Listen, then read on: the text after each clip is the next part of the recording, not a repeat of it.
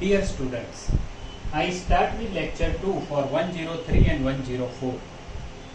એકવાર જોઈ લો આપણે જે આગળથી કામ કર્યું છે અને આપણે આગળ જઈએ. પહેલા અહીંયાથી શરૂ કરીએ. d minus 1y equal to 0. That is d by dx of minus 1y equal to 0. Therefore dy by dx minus y. અહીંયાથી જુઓ તો આ d એટલે d by dx. વિકલન, differentiation. Means dy by dx is y. dy upon y is dx. This is log y is equal to x and this is constant. And we say log c as constant, so y equal to e raised to x into e raised to log c. Means it is c e raised to x. So whenever we have d minus 1y equal to 0 implies y equal to c e raised to x.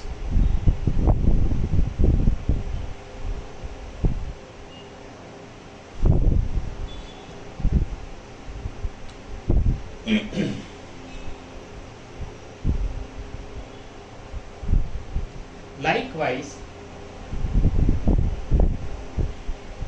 d minus 1, d minus 2y equal to 0, then y equal to c1 e raised to x, c2 e raised to 2x. d plus 1y equal to 0 means y c1 e raised to minus x. આ જે 1 છે એનું negative લેવાનું એટલે સામે લઈ જાઓ. d plus 3y 0, y c1 e raised to minus 3x.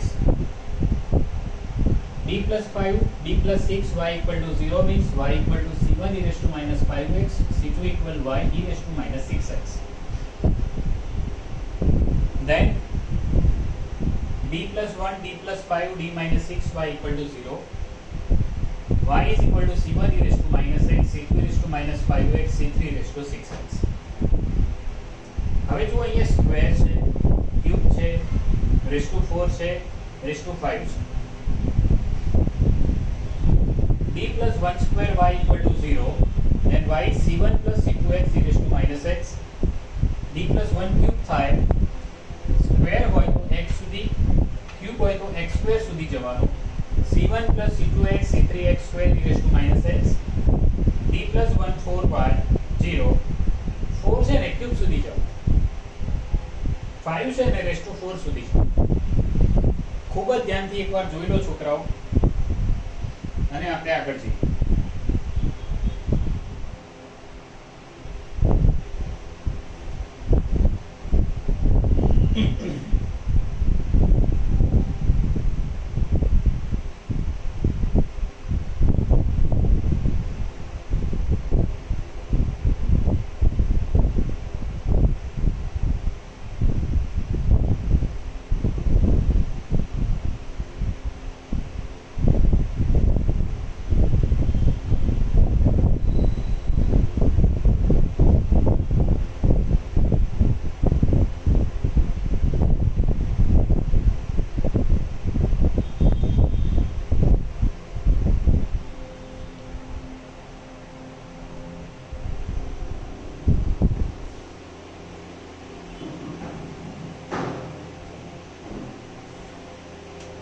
Topic 12, d square y dx square minus 6 dy by dx plus 9y equal to 0. Therefore, d square minus 6d plus 9y equal to 0. તમે આને આ રીતે લખી શકો. You can write like this. Therefore, d minus 3 square y equal to 0 and therefore y equal to c1 plus c2x e raised to 3x. આ square છે ને એટલે x સુધી ગયા અને e raised to d minus 3 છે તો સામે જશે તો e raised to 3x આવી રીતે જોઈ લો એકવાર.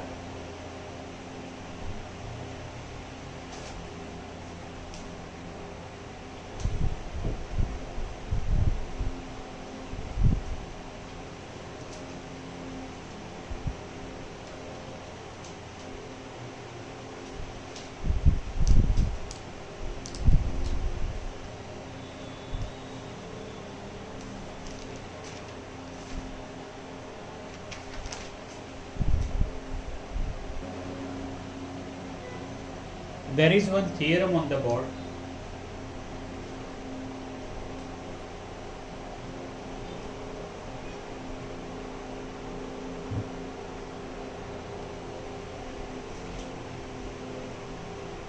Prove that 1 upon fd e raised to ax is 1 upon fa e raised to ax.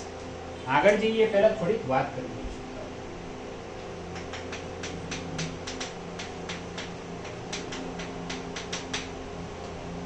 આ ઉદાહરણ છે. fd is function of d, એટલે fd સમજો કે d square plus d plus 1 એવું કંઈક છે. તો 1 upon fd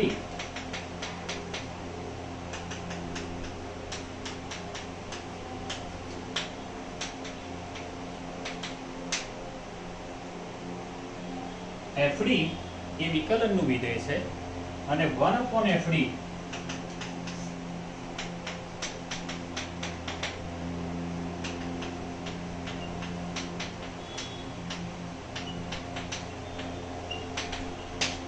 એ સંકલનનું વિધેય છે. એટલે આ તો ઉદાહરણ છે છોકરાઓ, દરેક વખતે આવું હોય જરૂરી નથી. તો આ રીતની વાત છે. prove that 1 upon fd e raised to ax, તો 1 upon fa e raised to ax where fa not equal to 0.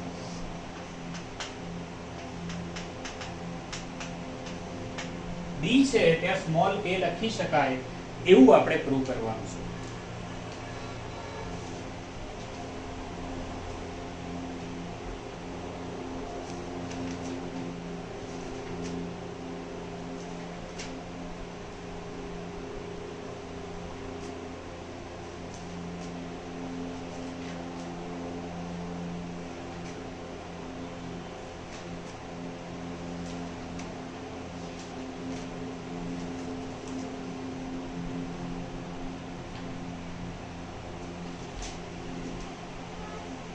Let's prove.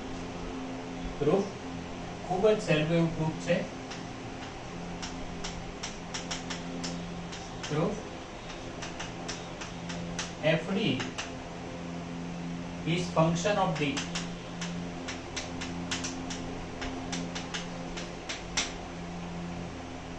Therefore d e raised to ax d e raised to ax એટલે e raised to ax નું વિકલન, differentiation of e raised to ax is a e raised to ax. d square e raised to ax is a square e raised to ax. d cube e raised to ax is a cube e raised to ax. પહેલું વિકલન તો a, બીજું તો a square, ત્રીજું તો a cube. એ રીતે r નું વિકલન હશે. if there is rth derivation, this is a raised to r e raised to ax, and therefore fd of e raised to ax is fa of e raised to ax.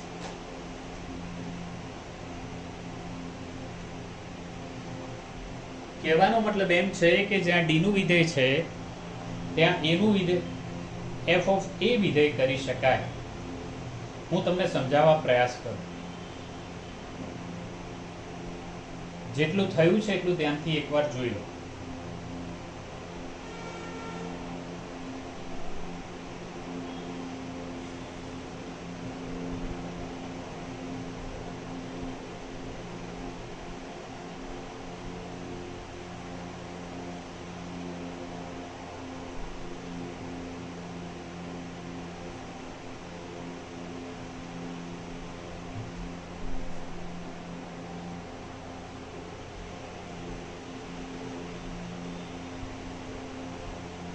જો fd એટલે d square d plus 1 આ ઉદાહરણ છે. હંમેશા આવું ના હોય, અલગ પણ હોય. અને આપણે e raised to 3x લઈએ fd e raised to 3x અને આ છે આપણી સાથે, તો શું થાય d square plus d plus 1 e raised to 3x. આ ઉદાહરણ માટે છે. અહીંયા fd છે એ આમાંનું કંઈક હોઈ શકે, પણ આ પર્ટિક્યુલર વિશેષ માટે આ લીધું છે. This is d square e raised to x, d e raised to x, ax means 3x, d square e raised to 3x, d e raised to 3x, e raised to 3x. e raised to 3x ને multiply કરો. હવે d square 3 square e raised to 3x, 3 e raised to 3x plus e raised to 3x. Actually તો આ કિંમત મળશે 3 square plus 3 plus 1 e raised to 3x. તમે એવું કહી શકો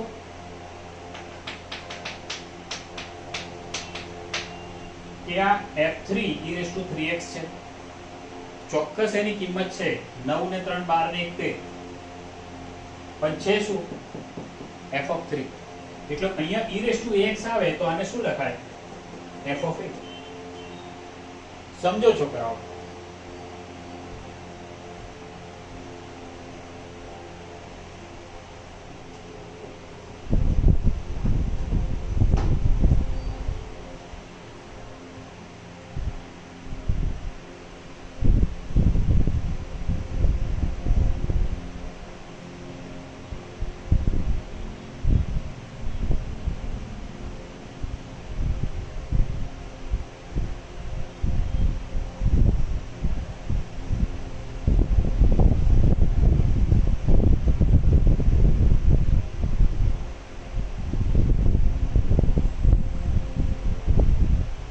હવે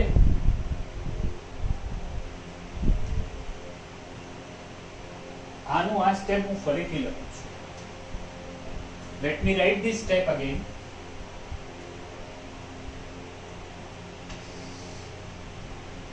fd e raised to ax is fa e raised to ax. આ સ્ટેપ મેં ફરી લખ્યું છે, કારણથી લખ્યું છોકરાઓ. હવે જો 1/fd બંને તરફ કરીએ તો fd એટલે વિકલનનું વિધેય, ફંક્શન ઓફ ડિફરન્શિએશન, અને 1/fd એટલે ફંક્શન ઓફ ઇન્ટિગ્રેશન. એટલે આ બંને મ્યુચ્યુઅલી કેન્સલ થઈ જાય.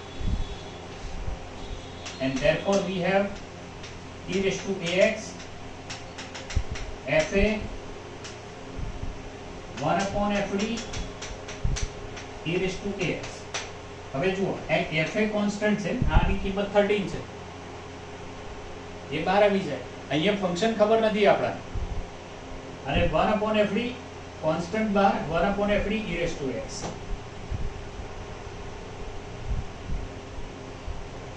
તમે છોકરાઓ અહીંયા આ જોઈ લો અહીંયા સુધી, અને હવે આપણે આને અહીંયા બોર્ડ ઉપરથી કાઢી નાખીશું.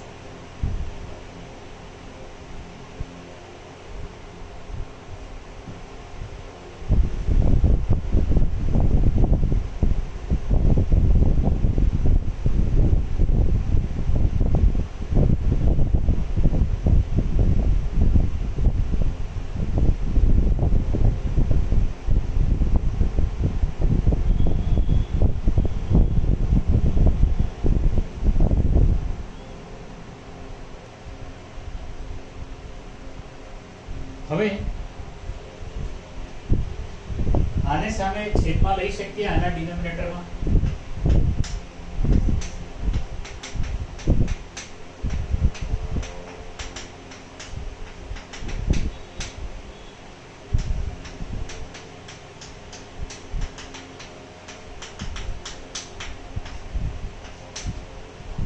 આને સામે છેદમાં લખ્યું, એ ટર્મ અહીંયા લખ્યું છે, અને એને છેદમાં એટલે લખી શકીએ કે એ 0 નથી,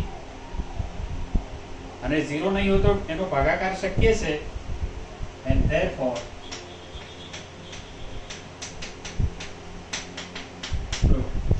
ખૂબ જ ધ્યાનથી એક વારથી વધારે વાર જોઈ લો. નેક્સ્ટ લેક્ચરમાં આપણે આગળ જઈશું, પણ અત્યારે તમે ધ્યાનથી જોઈ લો. હજી આપણે આ લેક્ચરમાં આગળ જઈશું, પણ તમે અત્યારે ધ્યાનથી જોઈ લો.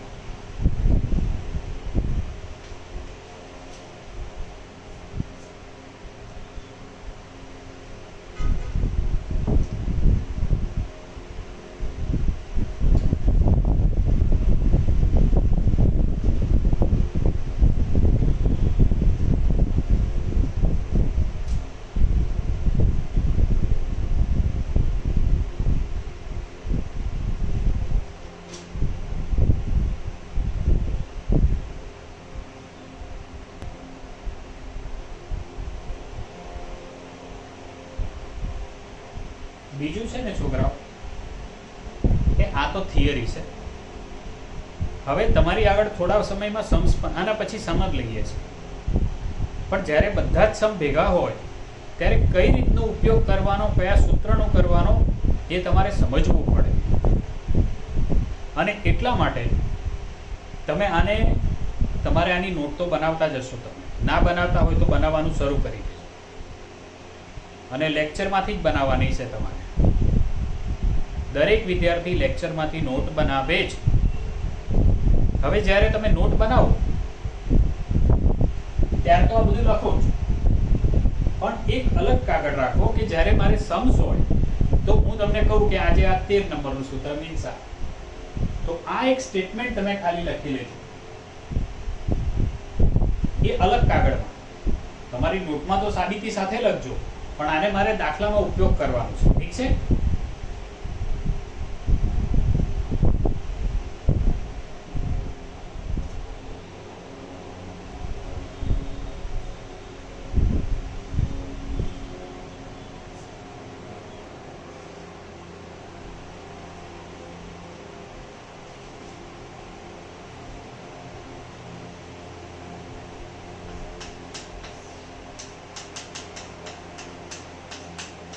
Solve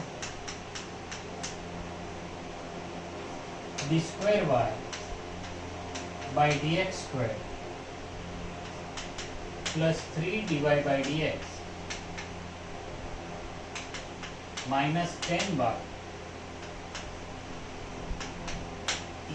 equal to e raised to 9x.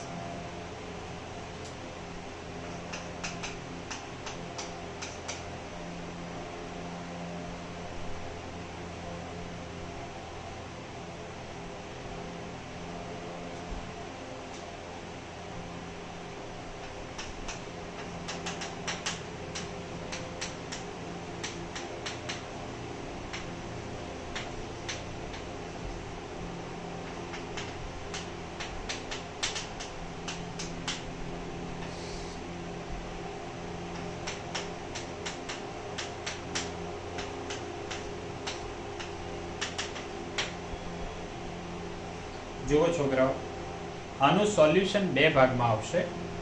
પહેલું છે કોમ્પ્લિમેન્ટરી ફંક્શન અને બીજું છે પરફેક્ટ ઇન્ટિગ્રલ. આનું સોલ્યુશન બે ભાગમાં આવશે, કોમ્પ્લિમેન્ટરી ફંક્શન અને પરફેક્ટ ઇન્ટિગ્રલ. જ્યારે તમે કોમ્પ્લિમેન્ટરી ફંક્શન શોધતા હોય તો સામે તરફ 0 લેવાનું, means d square 3d minus 10y equal to 0. Therefore, d plus 5 d minus 2y equal to 0.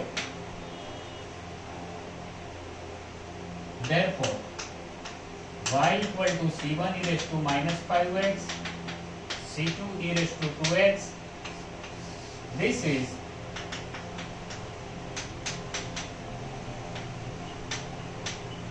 complementary function. અને સામાન્ય રીતે આપણને એને u થી દર્શાવીશું. જોઈ લો.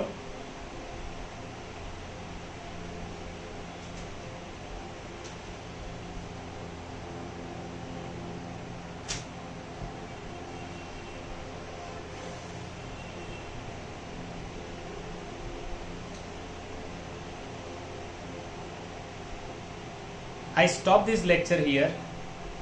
નેક્સ્ટ લેક્ચરમાં આપણે આનું પરફેક્ટ ઇન્ટિગ્રલ શોધીશું. Thank you very much.